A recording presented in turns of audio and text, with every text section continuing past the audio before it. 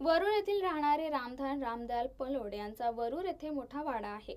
या वाड्यात गुप्तधन आहे याची माहिती सर्व वरुड येथील नागरिकांना होती। या वाड्यात गुप्तधन काढण्याचा अनेक वेळा प्रयत्न झाला होता। मागील 2 वर्षापूर्वी हे गुप्तधन काढण्याचा प्रयत्न झाला। यावेळी नारळ, गोमूत्र, उदबत्त्या, कापूर लावून पूजा करून खोदकाम चालू केले होते, परंतु सतर्क नागरिकांमुळे त्याचा प्रयत्न फसला होता। यानंतर तेथील नागरिकांनी पहारा देण्यास सुरुवात केली, परंतु 2 वर्षांनंतर म्हणजे काल रात्री तेथे खोदकाम करून तेथे तिजोरी सापडली। ही तिजोरी पलोड यांनी काढून ट्रॅक्टरमध्ये घेऊन आपल्या शेतात नेऊन लावली, परंतु ती खोलण्यात येत नव्हती।